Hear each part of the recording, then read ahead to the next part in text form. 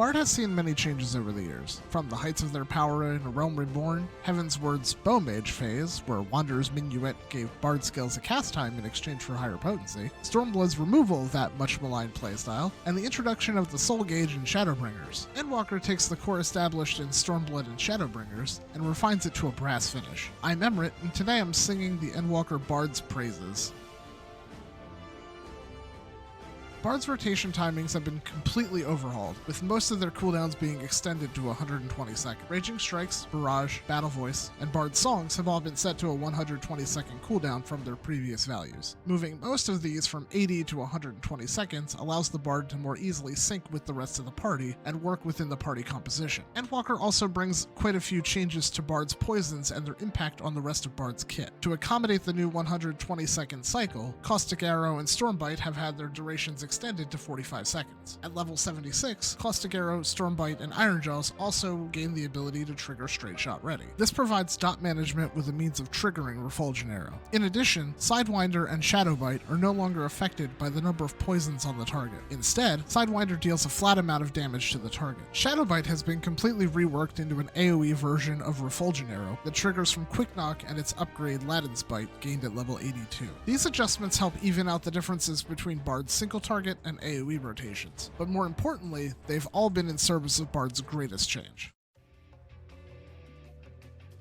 Bard's songs receive several adjustments to fit a 120 second cycle. Each song now lasts 45 seconds and affects the Bard in addition to the rest of the party. Battle Voice also now applies to the Bard, meaning you can more fully benefit from your own burst phases. With regards to song timings, astute viewers will notice that singing all 3 songs for their full duration will result in 135 seconds of uptime. This gives Bard a 15 second window where songs can be cut short to fit their buffs into the party's 120 second buff windows. As the other jobs solidify their buff timings, theory crafters will inevitably work out which songs are best to cut and the ideal time to cut a song short. This window, however, gives Bard more leeway in how they refresh their poisons for easier reapplication and maintenance. Each song's passive party buff remains unchanged. However, the acquisition and effects of repertoire are now much different. Instead of a 40% chance of triggering when a poison deals damage to a target, repertoire now has a static 80% chance to trigger every 3 seconds, regardless of any poisons on the target. While you can no longer trigger repertoire twice within a 3 second window, this method allows for much smoother soul gauge building and more reliable apex arrows, especially during burst phases. This also provides a clear window after the song's last tick occurs, where the song can be cut short without worrying about losing opportunities like before. Wanderer's Minuet and Army's Paean have not received drastic changes to their function, but Mage's Ballad has been adjusted to account for its increased consistency. Mage's Ballad now reduces the cooldown of Bloodletter and Rain of Death by 7.5 seconds.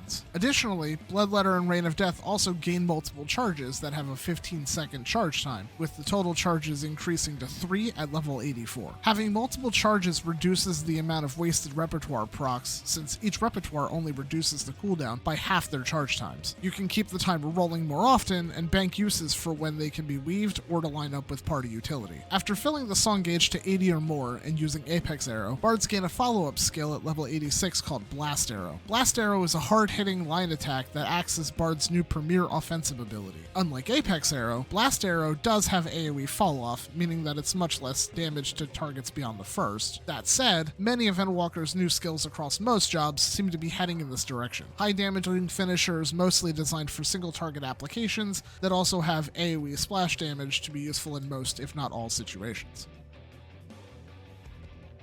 Bard's new mechanic for Endwalker comes at level 90 in the form of Minstrel's Coda. After using one of Bard's songs, a Mage's, Army's, or Wanderer's Coda will appear on the song gauge. These Coda are used with Bard's level 90 ability, Radiant Finale. Radiant Finale increases the party's damage up to 6% for 15 seconds, depending on the number of Coda in the song gauge, with one Coda granting 2%, two Coda granting 4%, and all three granting 6%. Like with the new songs and battle voice changes, Radiant Finale will apply to the Bard as well. This provides a great damage boost and solidifies Bard as the party utility range job, giving it back some of that identity it lost with Dancer's introduction. Bard has changed quite a bit over the years, but I feel the job really found its rhythm in Shadowbringers and especially Endwalker. Now that Bard's rotation is synced to some degree with the rest of the jobs without sacrificing what made it special, I look forward to raiding with or as a Bard. Have the Bard changes struck a chord with you? Let me know in the comments. If you liked the video, click the thumb or consider a sub. If you want to check out more content, links are in the description for for Twitch, Twitter, and the community Discord. If you're looking for something a bit sneakier, check out my thoughts on ninja changes here.